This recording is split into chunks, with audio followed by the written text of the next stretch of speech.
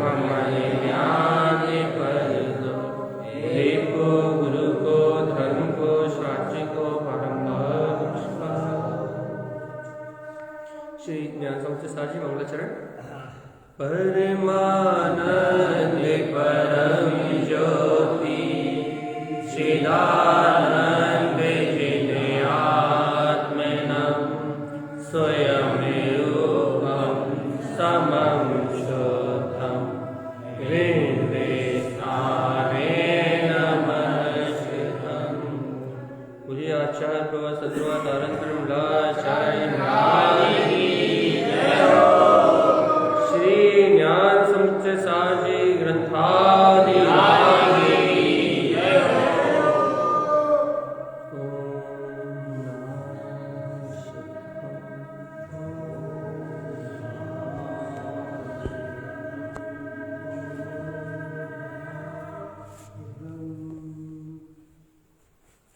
अपना विषय चल रहा है ज्ञान समुच्चय सार, और अपन सुबह इसी ज्ञान के संपूर्ण सार को प्रकट करने के लिए अपने अंतर ज्ञान को, जिसे आत्मज्ञान कहते हैं, इस आत्मज्ञान को प्रकट करने के लिए उपाधि क्या है, ये चर्चा करी थी। आत्मज्ञान को, अंतर आत्मज्ञान को प्रकट करने के लिए उपाधि क्या है? उपाधि मतलब ग्रहण करने योग्य। आत्मज्ञान को ग्रहण करने के लिए उपाधि आत्म तत्व की श्रद्धा, उसकी प्रतीति है। हाँ, कि वो त्रिकालिक परमानंद शक्ति मेरे अंदर में है। यदि ये परम आनंद में ज्योति स्वरूप मेरे अंदर है, यदि ऐसी अकाट स्वीकारता आपको होती है और इस अकाट स्वीकारता का सहकार आपका ज्ञान करता है, अर्थात उसकी प्रतीति आपके अंदर में आती है, तो ये प्रतीति ही आत्मज्ञान को प्रकट करने वाली है। आत्मज्ञान को प्रकट करने में सहायक प्रतीति है, आत्मा की चर्चा नहीं। बहुत बढ़िया, इस बात को पकड़ो अच्छे से। आत्मज्ञान को प्रकट करने में उपाधि आत्म तत्व की श्रद्धा, आत्मा की प्रतीति है। आप इस तत्व देशना को सुन के कितना प्रसन्न हो रहा है, आपका मन कितना अच्छा लग रहा है, इस बात में कोई मायने नहीं। लेकिन यदि ये चर्चा सुन के, ये जिनेंद्र भगवान की वाणी सुन के, ये वीतराग वाणी सुन के, यदि आपको ये श्रद्धान हो रहा है कि वीतराग तत्व मेरे अंदर है, तो ये परम उपाधि है। और ये परम उपाधि शक्ति अर्थात श्रद्धा होते ही आत्मज्ञान प्रकट। देखो भैया, अपन उदाहरण देते हैं ना कि लवण समुद्र में महामत्स्य जैसे भव्य जीव पंचम गुण स्थान में। अब तो अच्छा बताओ, उन्हें कौन सी पढ़ाई कर रहा है? वो कौन सा नया पढ़ रहा है? वो कौन सा आगम पढ़ रहा है? कौन सा चौथा गुण स्थान? नहीं, आप तो विचार करो, चौथा गुण स्थान नहीं, पंचम गुण स्थान वृत्ति है। आवृत्ति नहीं, वृत्ति श्रावक है। ऐसे वृत्ति श्रावक कहाँ रह रहे हैं भैया?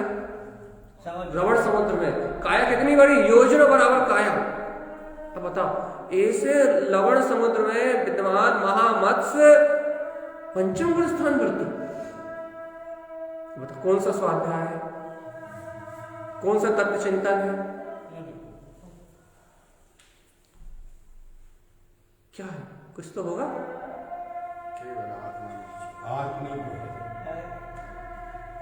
एक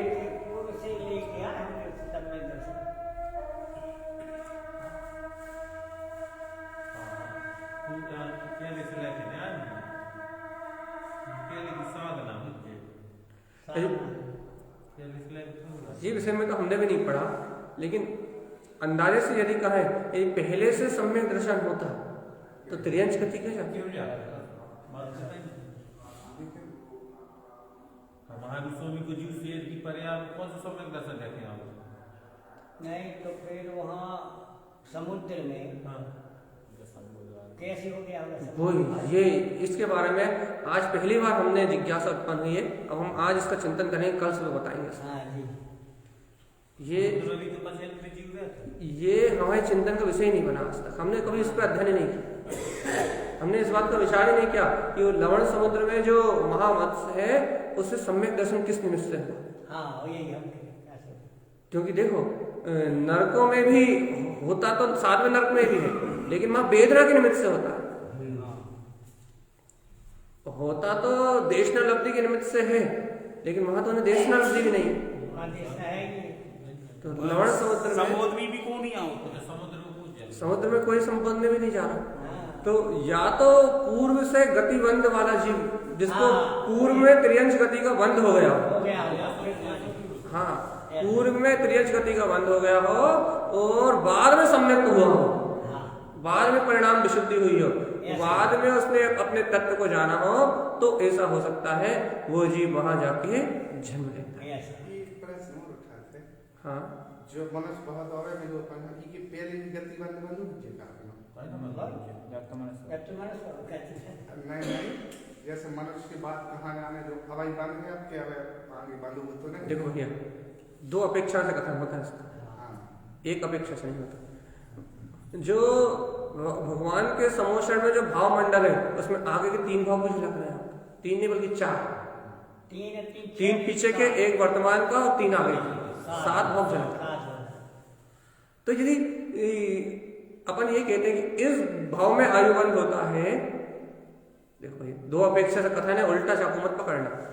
ये गहरी चर्चा है, ये विषय उठाए तो उसे सीधा पकड़ना, क्योंकि उल्टा पकड़ोगे तो गड़बड़ होगी, है ना। भाव मंडल में जब 3 आगे के भाव दिखते हैं, अब आप बताओ कि आयुबंध भी अपनी योग्यता से हो रहा है या आप कर रहे हैं?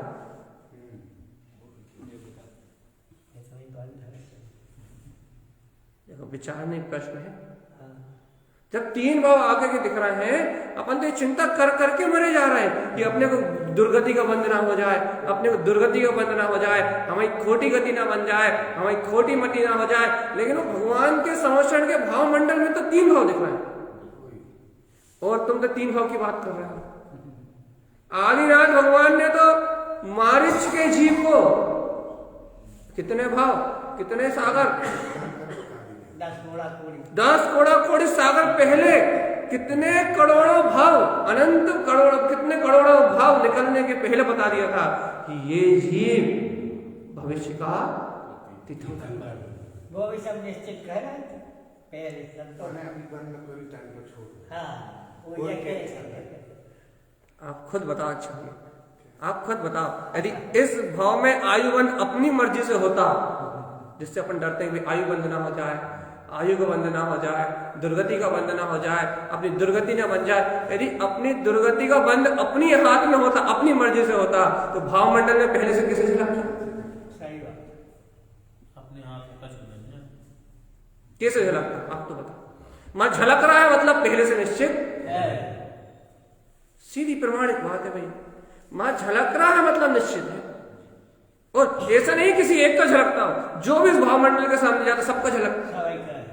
नहीं तो यही से तो मतलब क्या भी में आओ कि मतलब स्वयं 3 लोग के नाम लिया ना तो भी कुछ नहीं कर सकता। वही इसी को तो कहते हैं सर्वज्ञ की सर्वज्ञता, इसी को तो कहते हैं तत्समय की योग्यता। जिस समय जिस द्रव्य में जैसी योग्यता है, अपने उपादान योग्यता की बात क्यों करी थी? अपने परसों शुरुआत यहीं से करी थी ना कि जिस जीव में जैसी योग्यता है उसकी अपनी स्वयं की योग्यता अनुसार परिणाम होता है, और वो परिणाम अपनी योग्यता अनुसार होता है, उसे कोई करता एक दूसरी अपेक्षा भी कहेंगे, लेकिन इतना कह के स्वच्छंदी होने के लिए नहीं छोड़ेंगे। नहीं, ये तो निर्णय, ये स्वच्छंदी जीव की बात नहीं है, ये तो सत्य है जो कहा गया। लेकिन यदि कोई कहे कि भाई आयु बंध तो पहले से निश्चित है, हम पाप करें, विषय करें, हमें जहां जाना वहीं जाएंगे।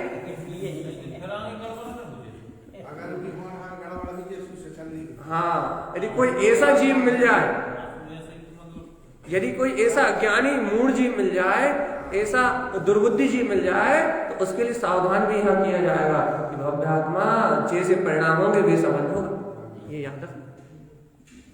यदि परिणाम बिगड़े और उस काल में गति बंद हो गया तो दुर्गति जाना पड़ेगा। चेतावनी के लिए कहा जाता है, सिर्फ चेतावनी के लिए। जीव अपनी संभाल रखे, सिर्फ चेतावनी है ये। और ये चेतावनी गलत नहीं है, सही है, क्योंकि भैया वो जहाँ जो वो वहां वो ही झलकता है जो जीव की योग्यता में होता है। और जीव की योग्यता, जीव की पात्रता जीव स्वयं बनाता है। भैया आज प्रसाद करोगे तो आगे की योग्यताएं तैयार होंगी। जैसी पात्रता है वैसे साधन भी मिल जाए, वैसे साधन नहीं मिल जाए और वैसे ही झलकता है वहां। तो भैया अपनी बात यहां चल रही थी कि आप ये बताओ कि वो महामत्स्य कौन सा स्वाध्याय करता है, कौन सा चिंतन करता है?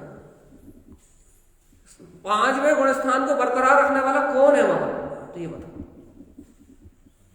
4थे गुणस्थान को बरकरार रखने वाले की तो आत्मा की प्रतीति है, 5वें गुणस्थान को बरकरार रखने वाला कौन है? जो उसे 5वें गुणस्थान में स्थिर रखता है। ना व्रत ना अणुव्रत, उनकी मर्यादा है, अपने स्वभाव से जुड़ो। उनकी भी मर्यादा है कि वो हिंसा के भाव से तो व्रत है ही। जब भूख लगती है तब एक बार मुख बंद करता है, मुख में प्राणी नहीं, जितने अंदर रहते हैं वो अंदर रह जाते हैं और जितने बाहर रहते हैं वो बाहर रह जाते हैं। कितने समय में एक बार मुख बंद होता है और बाकी अनंत जीव निरंतर अंदर और बाहर होते रहते हैं, लेकिन उन्हें मारने का, उनकी हिंसा करने का, उनका भक्षण करने का भाव वहां उत्पन्न। तो अब अपन ये चर्चा नहीं कर रहे हैं, हम ये चर्चा कर रहे हैं कि उस समुद्र में ऐसी कौन सी शक्ति है जो 5वां गुणस्थान बरकरार करे हुए। स्वयं की शक्ति का है, आत्मा में नहीं है। अनंतानुबंधी कसाय का अभाव तो छोड़ो, अप्रत्यक्षान नहीं है। ये बहुत चिंतनीय विषय है कि कौन है जिसने अप्रत्यक्षान कसाय को पी लिया, अर्थात जिसके उदय होने के कारण से अप्रत्यक्षान कसाय भी वहां परिणमित नहीं हो रही। कौन है? अपन तो यहाँ अनंतानुबंधी, अनंत क्रोध, मान, माया, लोभ को नहीं टाल पा रहे और वहां अप्रत्यक्षान भी नहीं है। समुद्र में, भ्रमण समुद्र में क्या है शक्ति भैया? बता तो, कैसी माया? कौन है वो माया? कौन है वो माया का स्वामी? कौन है वो मायाधर? चलो पहले हम आपको एक उदाहरण देते हैं, फिर इसका जवाब हम आपसे लेंगे। देखो भैया, ये जीव आत्मा जो है, आप क्या बोलते हैं, कसायों को टालना चाहते हो? अच्छा एक बात बताओ, इस समय आपको अनंतानुबंधी क्रोध है नहीं है? है इस समय स्वभाव है तो, लेकिन सो है समय है उत्पन्न नहीं है इस समय। अरे प्रकट पर्याय में है। इस समय आपको अनंतानुबंधी मान है नहीं है? अनंतानुबंधी लोभ भी है, अनंतानुबंधी मान भी है, अनंतानुबंधी क्रोध भी है, अनंतानुबंधी माया भी है। चारों चतुष्टक अनंतानुबंधी के इस समय अपने में परिणमित। कितने शांत हो। सुख कसाय में अनंतानुबंधी खत्म थोड़ी ना होती। अनंत संसार पुण्य रूप भी तो बनता है, पाप रूप थोड़ी बनता है। जब सब में दस हो जाए, जब सब मिला जाए। भैया देखो, हम आपको ये उदाहरण इसलिए दे रहे हैं कि हमें आपसे वहां का जवाब चाहिए। हाँ, महामत्स्य। हाँ, हमें आपसे वो जवाब चाहिए, इसलिए हम आपको ये उदाहरण दे रहे हैं। क्योंकि इस उदाहरण को जब हम आपको देंगे तो आपको वहां की चीज अपने आप समझ में आनी चाहिए। तो अभी अपने पास अनंतानुबंधी लोभ भी है, क्रोध भी है, मान भी है, माया भी है भैया, और अपन इन अनंत चतुष्टक में कसे हुए हैं। भैया क्यों कसे हुए हैं? इसलिए कसे हुए हैं कि इन अनंत इस कसाय के चतुष्टक को छेद करने में सामर्थ है मात्र आत्मा की निर्विकल्प प्रतीति।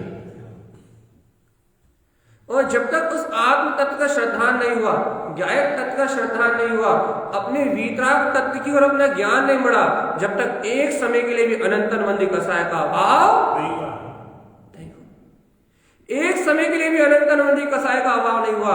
आप मंदिर में बैठे हो या दुकान में, तीर्थ में बैठे हो या फिर कसाई खाने में, या हर समय अनंतानुबंधी कसाय आपकी आत्मा को कस रही है। मंदिर में बैठा हुआ धर्मात्मा नहीं होता, या दुकान में बैठा हुआ कर्मात्मा नहीं होता। हर समय ये अनंतानुबंधी कसाय आपके साथ अनंत संसार का अनुबंध करके रखी है। भैया ये अनंतानुबंधी कसाय आपके अंदर में अनंत संसार का अनुबंध लेके बैठी है। इस समय प्रवचन सुनते समय भी, इस समय प्रवचन सुनते समय भी आप अनंत संसारी हो। आप नहीं, हम भी अनंत संसारी हैं। कब तक?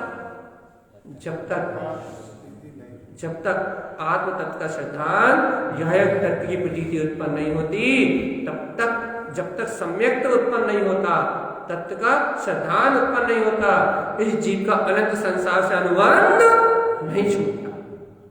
इस अनंत संसार का अनुबंध सिर्फ तत्व की प्रतीति से ही छूटता है। भैया आपको पता लग गया कि अपन अभी अनंतानुबंधी कसाय से कसे हुए हैं, और आत्म तत्व की प्रतीति आते ही छूट जाएंगे। तत्व का श्रद्धान होते ही मुक्त हो जाएंगे। तत्व को देखते ही, तत्व का अनुभव करते ही इस अनंतानुबंधी चतुष्टक से अपन छूट जाएंगे। पता लग गया भैया?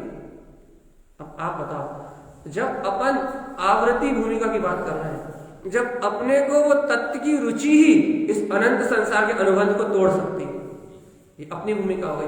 अब आप ये बताओ कि वो महामत्स्य, देखो हमने अपनी भूमिका बता दी, अब आपको पंचम गुण स्थान की भूमिका बताना। अब आप ये बताओ कि वो जो महामत्स्य,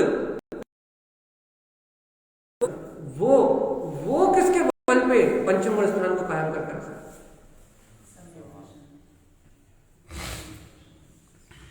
बताओ, बहुत सरल है, कोई कठिन नहीं है ये जवाब। अपनी स्वभाव से जुड़ो। सरल भाषा में तो यही कह सकते हो, भैया अपने स्वभाव से जुड़ा हुआ। लेकिन बता है, अरे सरल सी बात है।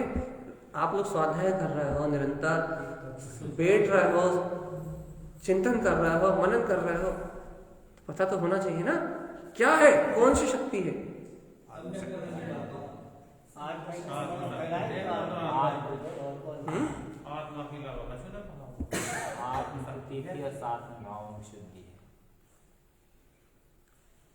भैया उसे आत्म तत्व की प्रतीति सहित परिणामों में इतनी विशुद्धता है, और उस विशुद्ध परिणामों के में, उस विशुद्ध परिणामों के कारण से उसका पंचम गुण स्थान बना हुआ। अरे अपन घास पे चल जाते हैं, सुन रहे हो, अपन घास पे चल जाते हैं, ये भाव तो आवृत्ति को भी नहीं आता, सम्यक दृष्टि को। अब अच्छे सुने इस बात, अपन घास पे चल जाते हैं, ये बात, ये भाव तो आवृत्ति को भी नहीं आता। लेकिन ये बताओ कि वो पंचम गुण स्थान वर्ती जो जल के अंतर ले रहा है, जलचर है, उसके भाव में कैसी विशुद्धि हो? उसके भाव की विशुद्धि का अंदाजा आप इससे लगा सकते हो कि भैया वो जीव, देखो बहुत अच्छा उदाहरण दे रहा है। पहले एक उदाहरण सुनो, एक और उदाहरण सुनो। वो महामत्स्य के कान में एक छोटी सी एक कीड़ा रहता है, तंदुल मच्छ, जो उसके कान का मेल खाता है। जानते हो उसके परिणाम कैसे रहते हैं? उसके परिणाम ऐसे रहते हैं कि ये महामत्स्य कितना मूर्ख है, कितना बड़ा अज्ञानी है, कितना बड़ा मूर्ख है। इतने हजार मछलियां, इतने हजार प्राणी इसके पेट में जाके बाहर आ रहा है। अरे मैं होता तो एक को भी छोड़ता नहीं, एक को भी नहीं छोड़ता, एक को भी जाने नहीं देता, सबको निगल जाता। अब आपको बहुत अच्छे समझ में आ गया होगा ये बात। अब आप बहुत अच्छे समझ सकते हो, बहुत अच्छे समझ सकते हो कि उस महामत्स्य को जो परिणाम विशुद्धि है, जो भाव विशुद्धि है, उस भाव विशुद्धि के कारण जिसके अंदर में लाखों जीव जा रहे हैं और बाहर निकल रहे हैं, लेकिन उन्हें ग्रहण करने का भाव नहीं आ रहा। ये सब पंचम गुण स्थान वर्ती वो अपनी भाव विशुद्धता का कारण वहां टिका हुआ है। इसे कहते हैं आशक्ति का अभाव। परिणामों में विशुद्धि, आशक्ति का अभाव। भैया दर्शन मोहिनी तो गया ही गया है, लेकिन भैया अप्रत्याख्यान कसाय रूप चारित्र मोहिनी भी चल गया। भाई काय की महिमा है। अगली गाथा ले रहा है, ओम नमः ऊर्ध शुद्धम च। किसकी महिमा है ये? ऊर्ध शुद्धम च। ओम नमः ऊर्ध शुद्धम च। ओम वाचक है भैया पंच परमेष्टि का। भैया ओम में पंच परमेष्टि मंडित है। भैया क्यों मंडित है? क्यों मंडित है? आ से अरिहंत, आ से आशरीर सिद्ध भगवान, नमंताणम, नम सिद्धाणम, नमो आर्याणम। आ से आचार्य, तीनों आ के मिलाने से हो गया बड़ा आ। उपाध्याय से ऊ, ओ, और मुनि से मां। ओम में पंच परमेष्टि। तो इन 5 अक्षरों से मिला हुआ ये ओम, ये पंच परमेष्टि का गर्भावतरण है। अर्थात इस ओम का उच्चारण करने से पंच परमेष्टियों का नमस्कार होता है। आचार्य ओम क्या कह रहा है? ओम नमः ऊर्ध शुद्धम च। क्या कहना चाह रहे हैं? ओम नमः मैं उस पंच परमेष्टि, जो पंच परमेष्टि है, मैं उन पंच परमेष्टियों को नमस्कार करता हूं। ओम नमः। भैया उन पंच परमेष्टियों को अभिवादन क्यों कर रहा है बाप? देव की वंदना चल रही है। क्या लगे? ऊर्ध शुद्धम च। मैं उन पंच परमेष्टियों को नमस्कार कर रहा हूं, लेकिन किस अभिप्राय से कर रहा हूं? क्यों नमस्कार कर रहा हूं? तो आचार्य तारण देव कहते हैं ऊर्ध शुद्धम च। अरे जो गुणों का ऊर्ध्वगामी स्वभाव है, जो उनके अंदर में ऊर्ध्वगामी जो शुद्ध स्वभाव है, उस शुद्ध स्वभाव को उन्होंने प्रकट कर लिया है। इसलिए मैं उन वीतरागी भावलिंगी, उन महायोगी राजों को नमस्कार। देखो भैया नमस्कार किसको कर रहे हैं? पंच परमेष्टि भगवान को। देखो पहले व्यवहार समझ रहा है, फिर निश्चय पे जा रहा है। नमस्कार किसको कर रहे हैं? पंच परमेष्टि। लेकिन दिखाई क्या दे रहा है? ऊर्ध्व शुद्धम च। पंच परमेष्टि नहीं दिखाई दे रहा है। इसे कहते हैं कला, दृष्टि की कला। भाई सुनो आप इस बात। ओम नमः नमस्कार किसको कर रहे हैं? पंच परमेष्टि भगवान को। लेकिन दिखाई क्या दे रहा है? ऊर्ध्व शुद्धम च। जो उनके अंतर में उनका ज्ञायक ऊर्ध्व स्वभाव है, जो उनके अंतर में उनका ज्ञायक शुद्ध स्वभाव है, जो उनके अंतर में उनका ज्ञायक सिद्ध स्वभाव है, ऐसा शाश्वत सिद्ध स्वभाव नहीं दिखाई दे रहा। नमस्कार करना है पंच परमेष्टि भगवान को, और दिखाई दे रहा है ऊर्ध्वगामी ज्ञायक स्वभाव। कहने के लिए व्यवहार पंच परमेष्टि है, लेकिन निश्चय से नमस्कार तो हो रहा है अपने शुद्ध भीतर। बाहर में नाम पंच परमेष्टि का चल रहा है, लेकिन भैया दिखाई दे रहा है अपना वीतराग ध्रुव पद। यदि ऐसी दृष्टि हो जाए कि भैया क्या ज्ञानियों को देख के, महापुरुषों को देख के, पंच परमेष्टि का स्मरण करके, पंच परमेष्टि की भक्ति करके, पंच परमेष्टि का बहुमान करके, पंच परमेष्टि की स्तुति गा के, पंच परमेष्टि के वचनों को सुन के यदि अपनी ऐसी दृष्टि प्रकट हो जाए कि अपने को पंच परमेष्टि की पर्याय ना दिखाई दे, पंच परमेष्टि के अंदर बसने वाला ऊर्ध्वगामी वीतराग शुद्ध स्वभाव अपनी दृष्टि में आ जाए, भैया अपनी भी दृष्टि ऐसी हो जाए तो गुरुदेव जैसा अपना भी कल्याण, गुरुदेव जैसी अपनी भी रुचि हो जाए, अपनी भी लगन लग जाए कि अपने को पंच परमेष्टि में पंच परमेष्टि का राग ना दिखाई दे, पंच परमेष्टि में बसने वाला वीतराग स्वभाव दिखाई दे, तो अपना भी कल्याण।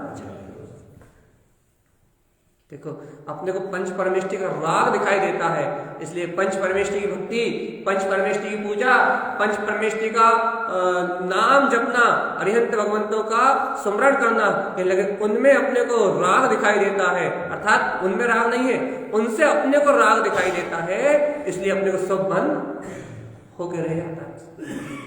नाम लेते हो तीनों लोगों के नाथ का और खाते हो कचरा। उनके नाम का स्मरण करके तुम ग्रहण करते हो पुण्य रूपी धूल को, शुभ परिणाम को मात्र। क्यों?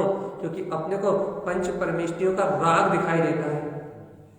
लेकिन आचार्य तारण स्वामी जब नमस्कार करते हैं तो उन्हें पंच परमेष्टि का राग नहीं दिखाई देता, पंच परमेष्टि का अनुराग नहीं दिखाई देता, पंच परमेष्टि का शरीर और पंच परमेष्टि की क्रियाएं नहीं दिखाई देती। जब तारण स्वामी नमस्कार करते हैं ओम नमः ऊर्ध्वगामी स्वभाव को, अर्थात जब वो पंच परमेष्टि की वंदना करते हैं तो उन्हें ऊर्ध्व शुद्धम चा, उनके अंतर में बसने वाला शुद्ध भीतराग स्वभाव ही दिखाई देता है।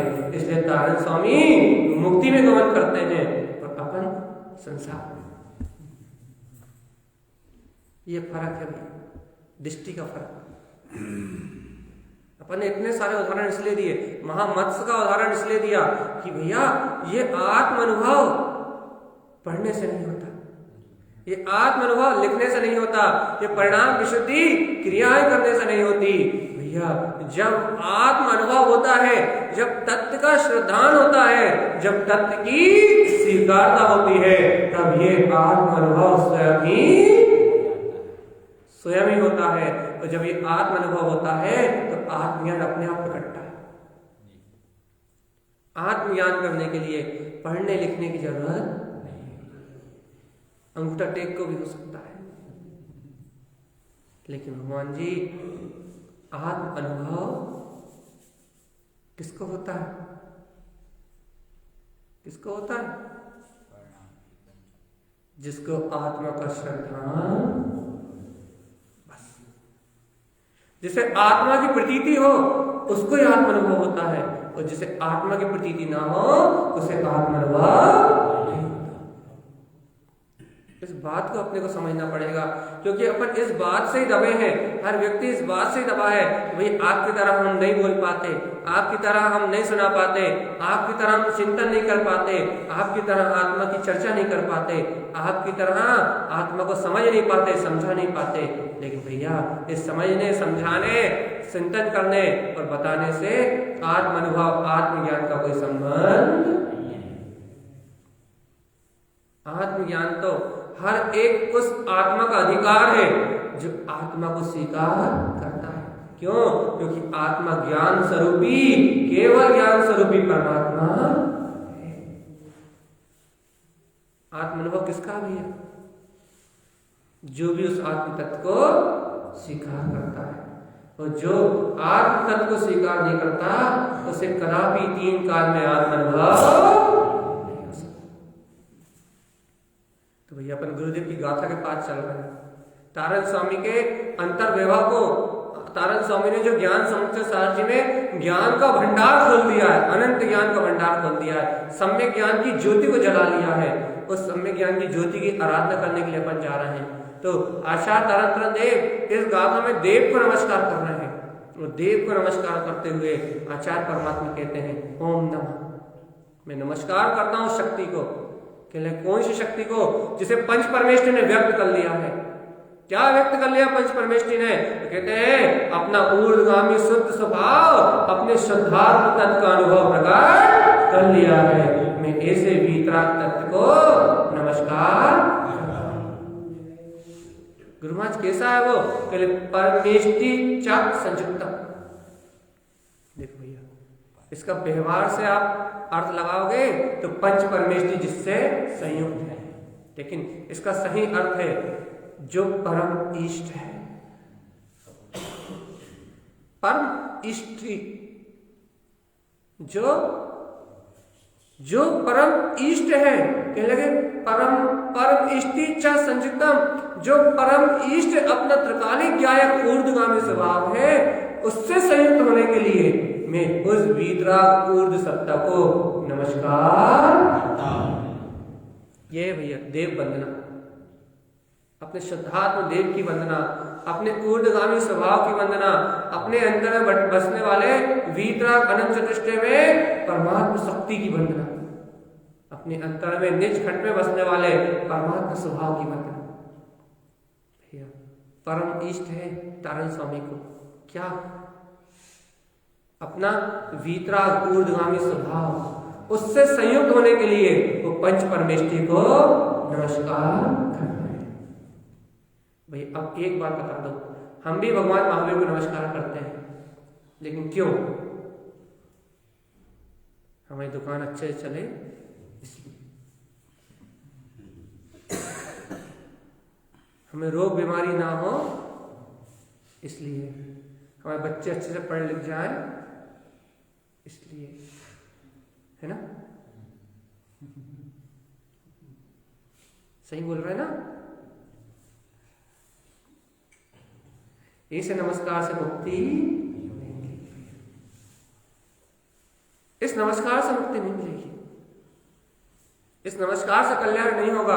आचार्य तारण देव ज्ञान समुच्चय सार जी की गाथा नंबर 2 में ओंकारमय ऊर्ध्व स्वभाव को, ऊर्ध्व शुद्ध स्वभाव को नमस्कार कर रहे हैं। तो कह रहे हैं वो परम इष्ट स्वभाव को अभिवादन इसलिए क्योंकि वो परम इष्ट है और वे उससे संयुक्त होना चाहते हैं, वे उसमें डूबना चाहते हैं, वो ऐसे अतः अनंत ज्ञान के अनंत विलास में रत होना चाहते हैं।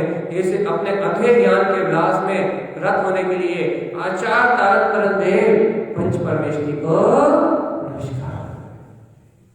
एक ही भावना, एक ही लक्ष्य, एक ही दृष्टिकोण कि मुझे अपने भीतराग तत्व को प्राप्त करना है। ऐसे ही उस महामत्स्य को भी देखोगे, उस महामत्स्य की भी बात करोगे तो ऐसे ही उसके अंतर की दशा भैया कि उसके परिणामों में इतनी विशुद्धि है, इतनी विशुद्धि है कि वो अपने ऐसे वीतराग तत्व को चाहता है, उसकी इष्टता रखता है, इसलिए भैया पंचम गुण स्थान करती है। आत्म प्रतीति तो है, बाहर में सब परिणाम की बहुलकता है भैया, कसा इतनी मंद है। हाँ विचार करके देखो एक बार, समुद्र में रहने वाला जीव संयमी और यहाँ अच्छे खासे मनुष्य भाव को प्राप्त करने वाला जीव असंयमी।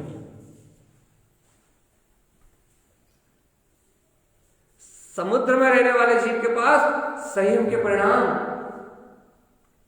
भाव विशुद्धि, आत्महित की कल्याण की भावना, भाव भ्रमण को मिटाने की झटपटाट रुचि, अपना काम बनाने का मार्ग, और यहाँ अच्छे खासे मनुष्य भाव को प्राप्त करने वाला जीव असंयमी, पापी, व्यसनी।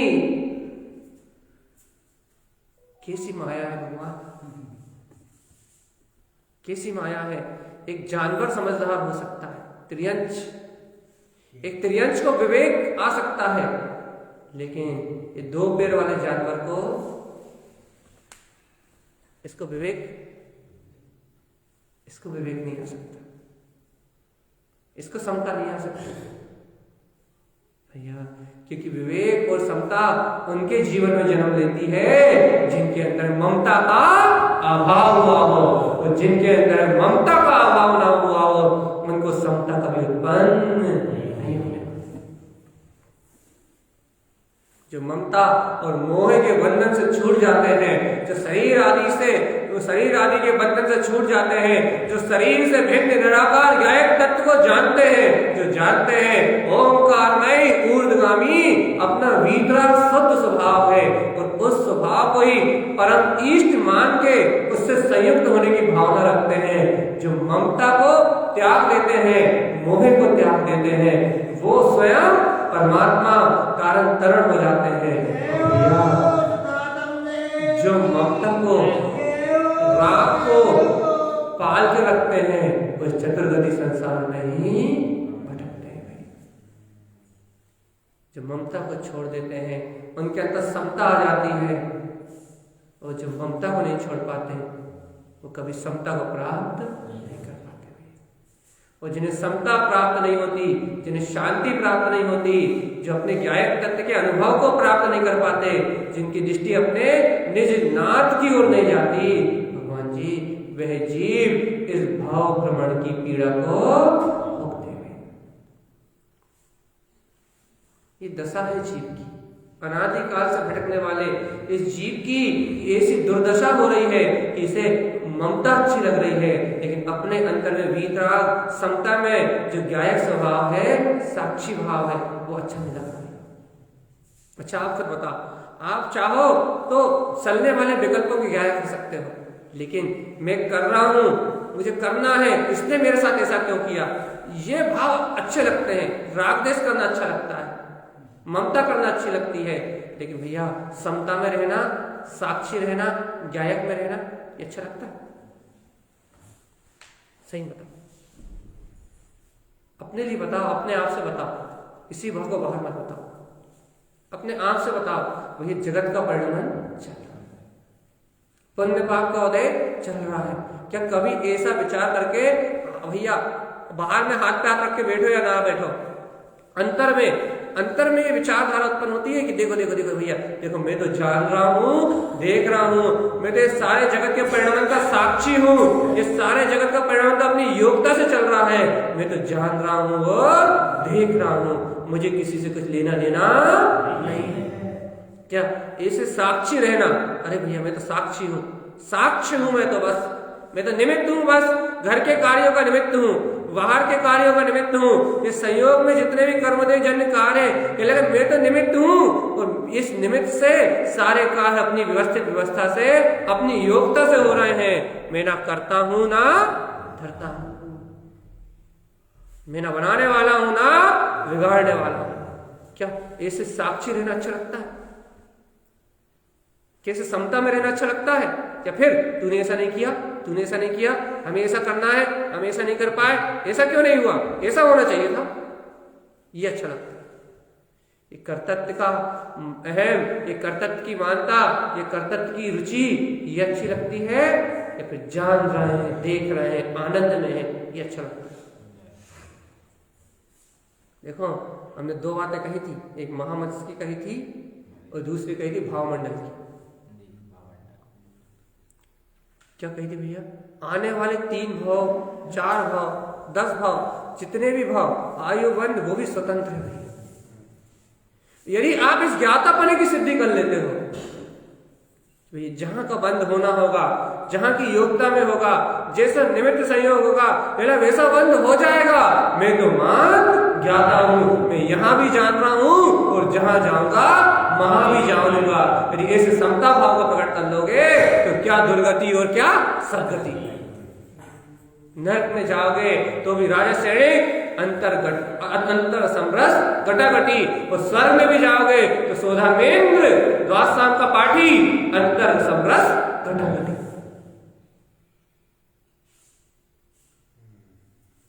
नरकों में भी समरस घटाघटी है, चाहे मार धाड़ कितनी ही क्यों ना, और स्वर्गों में भी समरस घटाघटी है, चाहे भौतिक सुख कितने ही क्यों ना।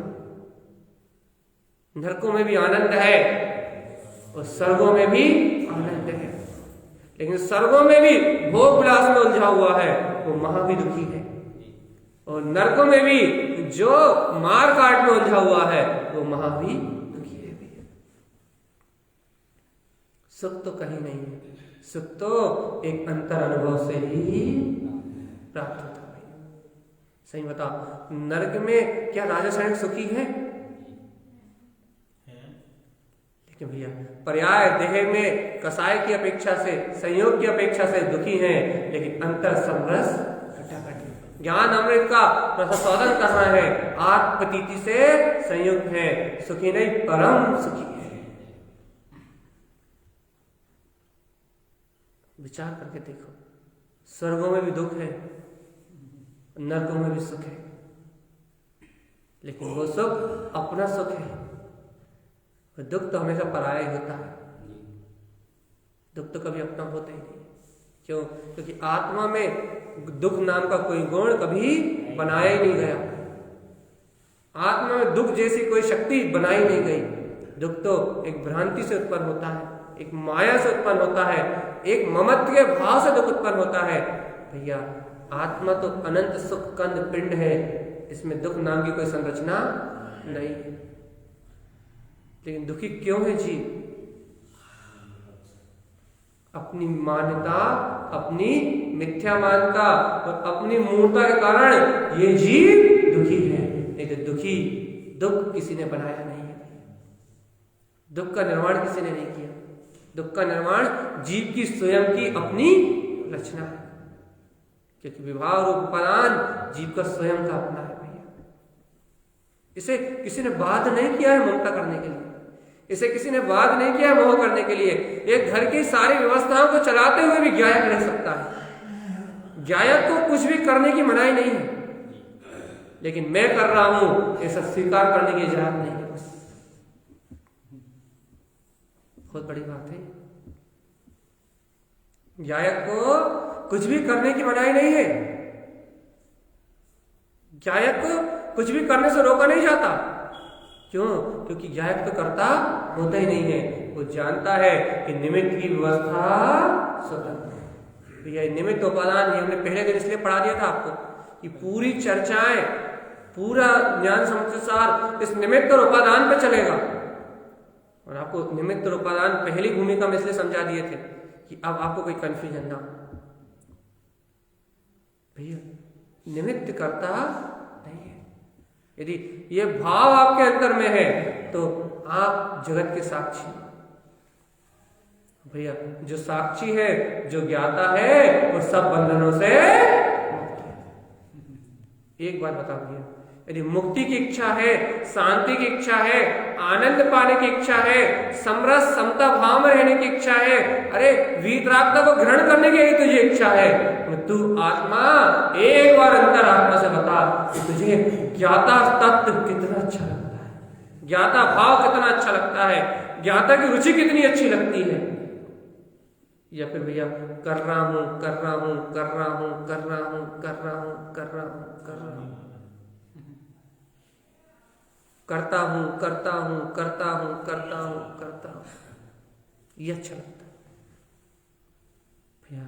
यदि ज्ञाता रहना अच्छा लगता है, परम सुखी, यदि करता करता करता करता यदि ये परिणाम ही अच्छा लगता है, अनंत काल तक तृप्ति।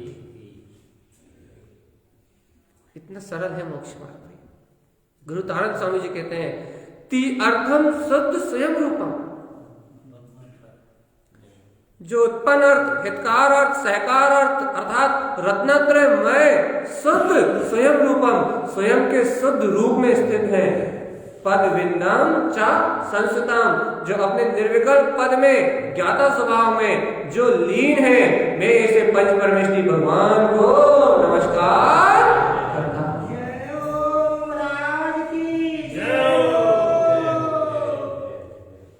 ओम नमः ऊर्ध्व शुद्धम च, जो देवों के देव है, अरिहंत सिद्ध आचार्य साधु उपाध्याय, वह ऊर्ध्वगामी शुद्ध स्वभाव के धारी है, परमेष्टि है, अपने परम पद से संयुक्त है, ती अर्थ रत्नत्रय की मूर्ति है, शुद्ध स्वयं के रूप में स्थित है।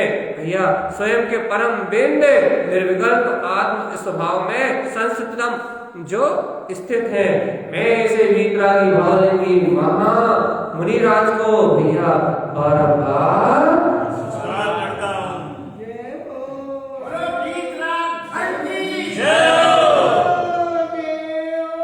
ऐसे वीतरागी देव को नमस्कार कर रहे हैं, वीतरागी भगवंतों को नमस्कार कर रहे हैं, वीतरागता को नमस्कार कर रहे हैं, अपने पद विंद निर्विकल्प अनुभव में, स्वपद में, अपने सिद्ध पद में स्थित वीतरागी भगवंतों को, रत्नत्रय की मूर्ति को, शुद्ध ज्ञायक तत्व को नमस्कार कर रहे हैं।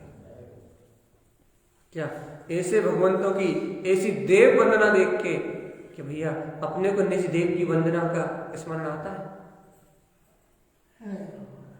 देखो अपन लौकिक व्यवहार में यदि कोई शिखर जी जाता है तो भैया हम शिखर जी से होके आए और हम तीर्थ की वंदना करके आए, हम 3 परिक्रमा लगा के आए, हमें बहुत आनंद आया, बहुत बहुमान आया, बहुत भक्ति करी, भाव उमड़ने लगते हैं, अरे हम शिखर जी कब जाएंगे? सही बताओ, उमड़ता नहीं उमड़ता? कोई बिलहरी के दर्शन करने गया हो, गुरु महाराज के क्षेत्र में बहुत मंदिर विधि भक्ति बहुमान करके आया हो, गुरु महाराज की जय जयकार करके आया हो, कोई बिलहरी के दर्शन करके आया हो, अंतर में भाव होने लगते हैं, या सुखा जी के दर्शन करके आया हो तो अंतर में भाव होने लगते हैं कि हम सुखा जी कब पहुंचे, हम सुखा जी की वंदना कब कराएं? तारण तरण देव ऊर्ध्वगामी वीतराग पंच परमेष्टि स्वरूप अपने रत्नात्रय में तीर्थ स्वभाव, अपने विंद पद की, अपने निर्विकार स्वभाव की अनुभूति, आक्रमणता की, इसे पंच परमेष्टि की वंदना करके आ रहे हैं। अपने विज्ञान घन चेतन लक्षण में अपने वीतराग तत्व की वंदना करके आ रहे हैं। देवों के देव अरिहंत देव को साक्षी बना के अपने श्रद्धात्म देव को नमस्कार करके आ रहे हैं, अपने वीतराग तत्व को नमस्कार करके आ रहे हैं। क्या भगवान उनके ऐसे नमस्कार को देखकर, उनकी ऐसी वंदना को देखकर क्या तुम्हारे अंदर में यह भाव उत्पन्न हो रहा है कि ओ ये वंदना करने में मैं कब जाऊंगा, ये वंदना मेरे अंतर से कब प्रकट होगी, ये अभिवादन मेरे अंतर से कब प्रकट होगा, ये नमस्कार मेरे अंतर से कब उत्पन्न होगा। जो वंदना उनके हृदय में हो रही है वो वंदना मेरे हृदय में कब होगी। वे बहुत गहरी गाथा है। हम चाहे तो हम क्या करते, कोई कुछ नहीं करता, लेकिन यदि यहाँ चाहा जाए, मतलब किया जाए, तो ये 5 गाथाओं का अर्थ 5 मिनट में हो सकता है। एक शब्द के भैया इन 5 गाथाओं में पंच परमेष्टि को नमस्कार, 5 नहीं 6 गाथाओं में, इन 6 गाथाओं का अर्थ एक शब्द में हो सकता है। ओम नमः या सिद्धम कह दो या ये कह दो कि मेरा पंच परमेष्टि भगवंतों को सिर्फ एक शब्द में इन 5 गाथाओं का अर्थ हो सकता है, एक शब्द सिर्फ। लेकिन भैया अपन इसे विस्तार से क्यों कर रहे हैं? एक गाथा में अपन ने 4 चर्चाएं निकाली, 5 चर्चाएं निकाली, आज दूसरी गाथा चालू करिए अपन इसे विस्तार से क्यों कर रहे हैं भैया? क्योंकि जैसे देव की वंदना का भाव उनके हृदय में आ रहा है, जैसे विशुद्ध परिणामों से पंच परमेष्टि के अभिवादन करने का भाव उनके अंतर में उत्पन्न हो रहा है, जैसे उनके चित्त में उन वीतरागी भगवंत को वंदना करने का भाव उत्पन्न हो रहा है, कम से कम उसका उनके ऐसे भाव को देखकर, उनके ऐसे भाव विशुद्धि को देखकर, उनकी ऐसी विशुद्ध परिणति को देखकर, उनकी ऐसी वीतरागता की रुचि को देखकर भैया हमें भी यह भाव आ जाए कि भगवान हम ऐसे अपने ही इष्ट स्वभाव को, अब हम ऐसे पंच परमेष्टि परमात्मा को हम कैसे नमस्कार कर पाएंगे? हम कब इतनी इष्टता जगा पाएंगे, हम कब इतनी रुचि लगा पाएंगे कि हम भी उस देवों के देव शुद्धात्म देव को पद बिंदम अपने ही पद में, अपने ही निर्विकल्प स्वभाव में संस्तम स्थित होके उसे नमस्कार कर पाए, अपने में डूब के उस गायक तत्व का अनुभव कर पाए, जिसका अनुभव स्वयं पंच परमेष्टि भगवान कर रहे हैं। हम कब वो पात्रता प्रकट करेंगे जो पात्रता यहाँ तारण तारण देव को प्रकट हो गई? हम कब उस अनुभव को उत्पन्न कर पाएंगे भैया? हम कब वो वंदना कर पाएंगे? कैसे भाव प्रकट हो रहा है? अब समझ लो, आज एक गाथा, कल 3 नंबर की सुबह, कल शाम को 4 नंबर की, जल्दी जल्दी आगे बढ़ाएंगे। क्यों? क्योंकि ज्ञान समुच्चय सार जी में जो मूल साधना का विषय है वो है 18-19 नंबर की गाथा के बाद 20 नंबर की गाथा से, 19 नंबर की गाथा से अनादिकाल ब्रह्मणम चा, यहां से साधना को चालू किया जाए। इसलिए अब हर एक तत्व चर्चा में एक गाथा, इसलिए भैया भाव विशुद्धि की बात चल रही है, उस भाव वंदना की बात चल रही है। भगवान को, आचार्य तारण तारण स्वामी को तो ये भाव प्रकट हो रहा है भैया, उनकी भाव वंदना देख के अपने को ये परिणाम प्रकट हो रहे हैं नहीं? बस देखो भैया, ऐसा कहते हैं कि भैया भाव को देख के भाव बनते हैं।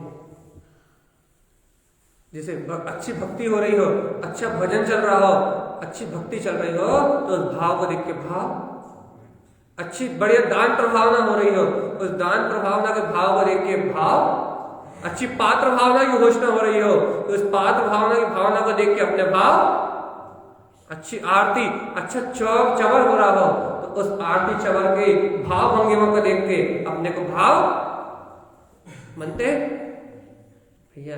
ऐसे ही यहाँ आचार्य तारण तारण स्वामी जी ओम नमः ऊर्ध्व,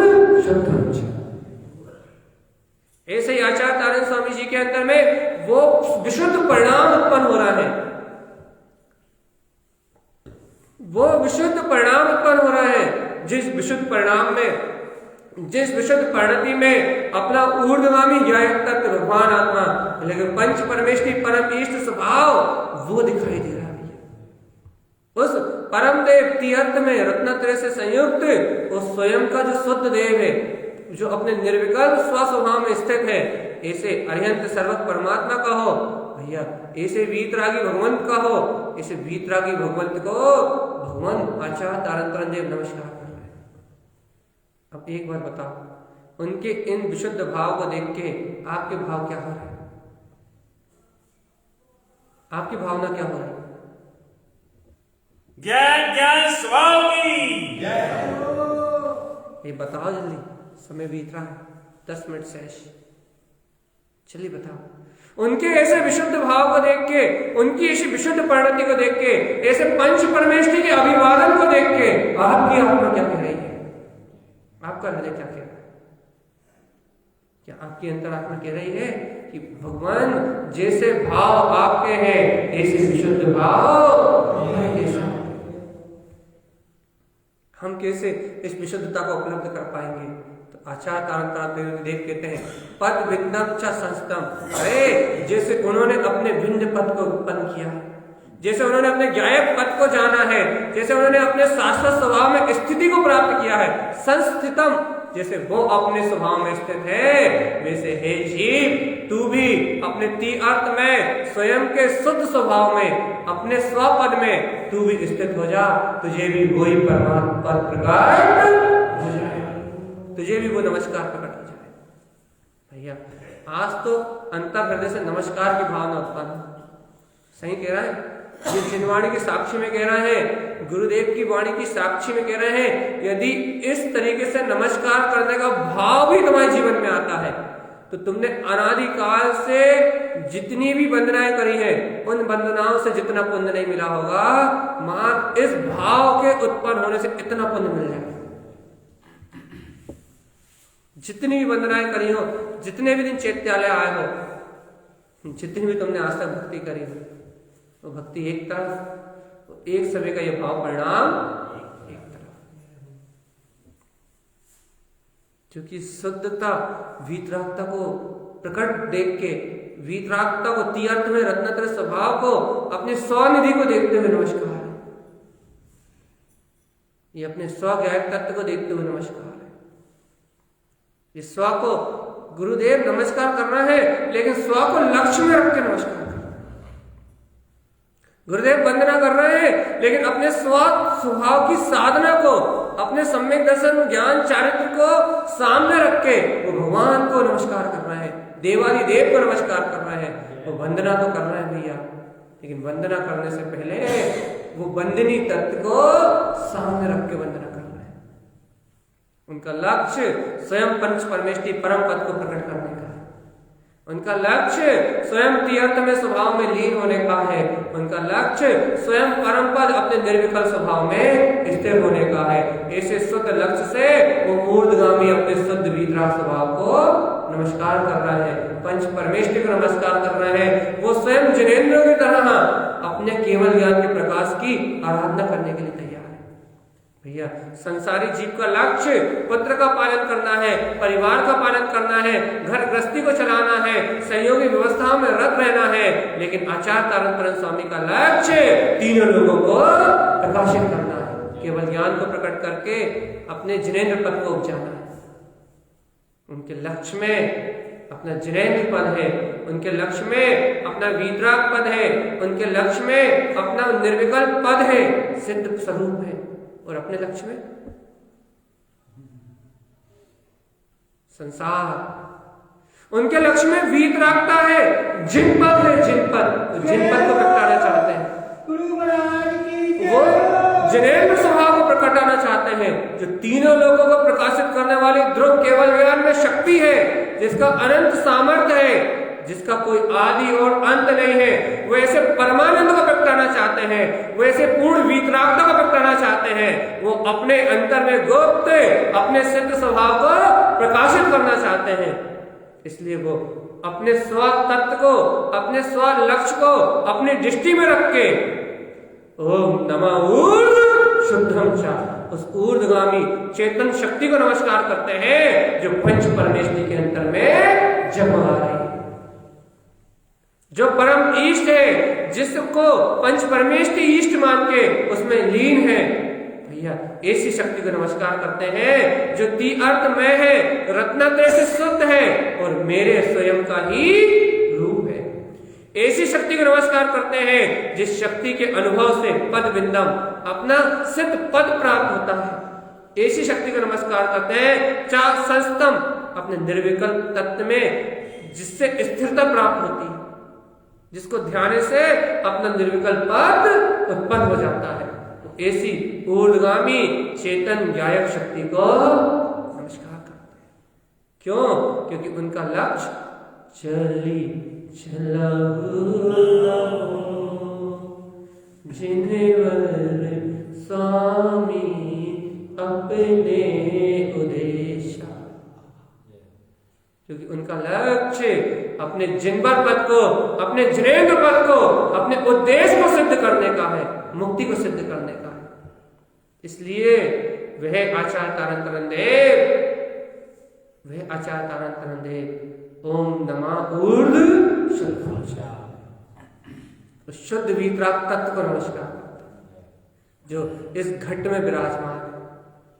उनको इसका लक्ष्य है, उन्हें इससे प्रियता है, उनके लिए वीतराग स्वभाव इष्ट है, इसलिए वो इसको अभिवादन करते हैं। अपने को क्या इष्ट है? उनको वीतराग का प्रिय है। वो जानते हैं तीनों लोगों का सुख इस चेतना में है, क्योंकि चेतना सुख स्वरूप है। इस संसार तो दुखों का घर है, आकुलता का घर है। यही तो चाहते हैं, बस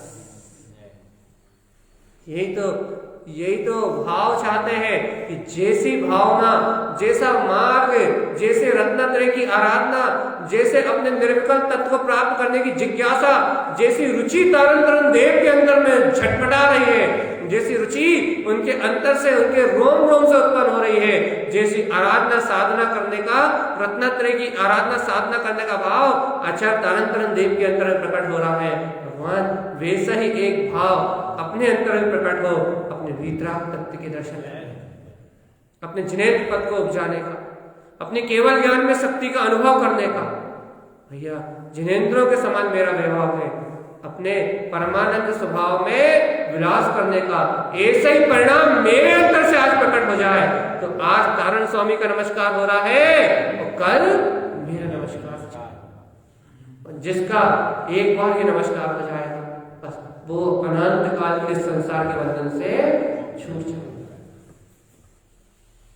जो एक बार मिलन कर लेगा अपने ऐसे इष्ट स्वभाव से, उसका अनंत संसार परिभ्रमण मिला जाएगा। भैया एक बार की बात है, मान जाओ ना, एक बार की बात है, मान जाओ ना, सिर्फ एक बार, बस सिर्फ एक बार की बात है बस। यदि एक बार तुमने इस ऊर्ध्वगामी वीतराग चेतन शक्ति से मिलन कर लिया तो तुम उससे उल्टा भी चलना, तुम उससे विपरीत भी चलना, लेकिन वो शक्ति तुम्हें छोड़ने वाली, तुम उससे विपरीत भी चलना तो वो सम्यक दर्शन तुम्हें मुक्ति ले जाए बिना छोड़ने वाला। एक बार की बात है बस, एक बार उससे मिलन कर लो ना बस। अपने आप एक बार जो उस गायक शक्ति को मिलन कर लेता है, एक बार जो शुद्धता को अपने अंतर में जान लेता है, एक बार जो उसे इष्ट मान के उस रत्नत्रय की निधि से, स्वयं के स्वभाव से संयुक्त हो जाता है, स्वयं के शुद्ध स्वभाव जहां रत्नत्रय विराजमान है, उस ऊर्ध्वगामी शक्ति को, अपने निर्विकल्प पद बिंद तत्व को जो एक बार अनुभव कर लेता है, एक बार जो उसमें स्थित हो जाता है, वो लौट के कभी दोबारा संसार में नहीं आता। अनंत ज्ञानी कभी वापस नहीं आए, तारण स्वामी कभी वापस नहीं आएंगे, अरिहंत भगवान कभी वापस नहीं आएंगे, सिद्ध भगवान कभी वापस नहीं आते। एक बार जो शक्ति में स्थित हो जाता है, एक बार जो उसका अनुभव कर लेता है, एक बार जो उसकी अनुभूति को प्राप्त कर लेता है, तो इस संसार में लौट के वो इन दुखों को भोगने के लिए नहीं आता। एक बार जो उसे ग्रहण कर लेता है वो अनंत काल के लिए मुक्त हो जाता है, सिद्ध हो जाता है, शाश्वत सुख में, परम आनंद में स्थिर हो जाता है। उसके सारे विकल्प मिट जाते हैं, कहना मिट जाता है, सुनना मिट जाता है, बोलना मिट जाता है, बताना मिट जाता है, करना मिट जाता है, धरना मिट जाता है। वो अशरीरी हो जाता है और अशरीरी समस्त पर आश्रय को छोड़ के, समस्त पुत्र परिवार संपत्ति संयोग के आश्रय को छोड़ के, शरीर के आश्रय को भी छोड़ के वो शाश्वत अपनी सिद्ध सला में अपने परम आनंद को भोगता है। जिस शरीर की भी आवश्यकता नहीं है, इंद्रियों की भी आवश्यकता नहीं है, मन की भी आवश्यकता नहीं है, तो फिर धन पुत्र परिवार की आवश्यकता कहां से होगी? जिसे शरीर की आवश्यकता नहीं है वो अशरीरी, वो देवों का देव, वो ऊर्ध्वगामी ज्ञाता स्वभाव, परम देव, अपना स्वयं निर्विकल्प पद अपने में ही स्थित है। एक बार अंतर आत्मा की भावना उछाल कर तो देख चेतन, यदि वो अनुभव तुझे ना मिले तो तारन परन देव बैठे हुए देने के लिए। बस तू अपनी भावना तो उछाल, तू अपनी रुचि तो उछाल, तू अपनी जिज्ञासा तो उछाल, ये उछलती है या नहीं? यदि वो जिज्ञासा उछलती है, यदि वो प्यास उछलती है, यदि वो अंतर आत्मा की शक्ति उछलती है, यदि वो अंतर आत्मा की छलांग लगती है, तो भैया वो अनुभव तो यही है। देखो गुरुदेव कह रहा है ना, ती अर्थ शुद्ध स्वयं रूपम, वो तीनों अर्थ, उत्पन्न अर्थ, हितकार अर्थ, सहकार अर्थ, आपकी भाषा में रत्नत्रय, वो तो आपका स्वयं का रूप है। अपने स्वपद में स्थित होते ही तत्काल प्रकट हो जाता है। वो न मंदिरों में मिलता, न चैत्यालयों में मिलता, न विद्वानों के पास मिलता, वो रत्नत्रय स्वरूप तो अपने निज घट परमात्मा में स्वयं के अनुभव में ही मिलता है, क्योंकि वो स्वयं में है, स्वयं में विद्यमान निधि स्वयं में मिलती है। बाहर में हीरा मोती पुखराज ये रत्न मिल सकते हैं, लेकिन ये तो पत्थर के ढेर हैं, ये रत्न तो बिनस जाएंगे, इन रत्नों की कीमत कुछ भी नहीं है। अरे कुत्ते के सामने डाल दो तो वो भी नहीं खाता, रोटी तो खाता है लेकिन रत्न नहीं खाता। लेकिन ये मोह में अंधा जीव, माया में अंधा जीव इन कागज के टुकड़ों को जोड़ के समझता है कि मैं धनवान हूं। अरे तू धनवान नहीं, तू इस दुनिया का सबसे बड़ा भिखारी है, क्योंकि तू चेतन धन को नहीं जानता, और जो चेतन धन को नहीं जानता उससे बड़ा भिखारी इस दुनिया में कोई नहीं। क्योंकि आज धन पुण्य उदय से है, कल पाप उदय से सब छिन जाएगा, फिर क्या रहेगा चेतन? आज पाप उदय नहीं तो फूला है, कल पाप उदय आएगा तो फिर कूलेगा। भैया ये कूलना बिलाए, ये फूलना बिलाए, ये अहंकार बिलाए, ये मत बिलाए और ये स्वीकार हो ये परम ज्योति परमात्मा ऊर्ध्वगामी स्वभाव, परम इष्ट स्वभाव मेरे अंदर में रत्नत्रय स्वरूप इस पल निवास कर रहा है। मेरा पद, मेरा निर्विकल्प अनुभव मेरे अंतर में है, मेरा रत्नत्रय मेरे अंतर में है। बस एक बार इष्टता जगा के संस्थितम उसमें स्थित होने की भावना अंतर से उत्पन्न हो जाए, उसमें ठहरने की भावना अंतर से उत्पन्न हो जाए। यदि उसमें ठहरने की भावना उत्पन्न होगी, उसमें रहने की भावना उत्पन्न होगी, तो वो मिले बिना नहीं रहेगा। इतना सा कहकर पूरा कर रहा है कि भावना उसको ही उत्पन्न होगी जिसे प्रकट करने की योग्यता, और जिसे प्रकट करने की योग्यता ही नहीं होगी उसे बेसिक विशुद्ध सम्यक भावना उत्पन्न ही। यानी आपको ये सम्यक की भावना उत्पन्न हो रही है, स्वभाव को ग्रहण करने की भावना उत्पन्न हो रही है, स्वभाव की प्रगाढ़ रुचि लग रही है, तो आपकी योग्यता में वो सम्यक प्रकट होने की पात्रता है, इसलिए वो भावना हो रही है। और यदि वो भावना नहीं हो रही तो भैया योग्यता। इसलिए भगवान आत्मा रुचि, रुचि अनुगामी पुरुषार्थ। यदि भावना हो रही है तो प्रकट हुए बिना बस डटे रहो, बिल्कुल दृढ़ रहो निष्ठा से बिल्कुल डटे रहो, पूर्ण दृढ़ता रखो, वो चेतन अनुभव तो उपजेगा। क्यों? क्योंकि तीर्थ शुद्ध स्वयं रूपम, वो तीर्थ में मेरा स्वयं का शुद्ध स्वरूप है। उसे मुझे किसी पंच परमेष्टि से नहीं मांगना, वो तो मेरे अनुभव में, मेरे आत्मा में स्थित होते ही, अपने पद को जानते ही वो अनुभव प्रकट हो जाए। ऐसे देव की वंदना करो एक बार अपने अंतर में, अपने निश्चयात्म देव की। मुक्ति तो तुम्हें लेने के लिए स्वयं यही आएगी, मुक्ति तो तुम्हारा वर्ण करने के लिए यही आएगी, तुम्हें मोक्ष नहीं जाना पड़ेगा। वो मुक्ति तुम्हें यहाँ आएगी मनाने के लिए, भगवान चलो अब ये संसार तुम्हारे लिए नहीं है। भैया जो संसार से ममत्व छोड़ देते हैं, मुक्ति श्री उसका वर्ण करने आती है, वो मुक्ति श्री की कामना नहीं कर सकता।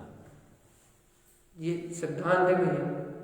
और जो मुक्ति की कामना करता है, उसे मुक्ति के नाम पे पूरी दुनिया नचाती है, लेकिन उसे मुक्ति मिलती भी नहीं है।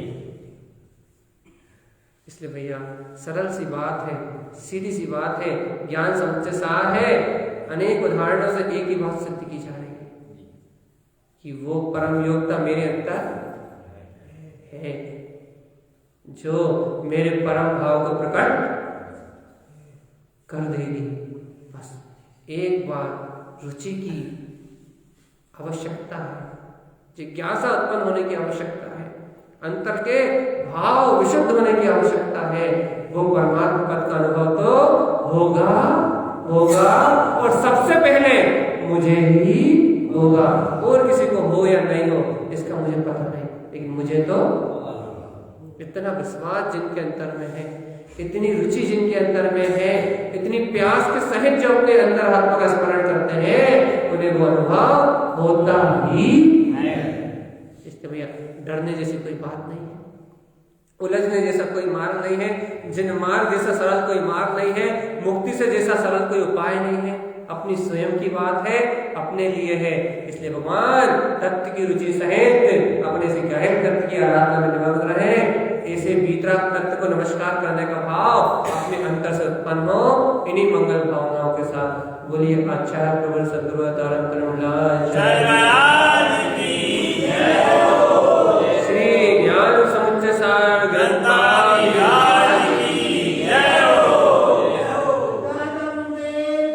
जय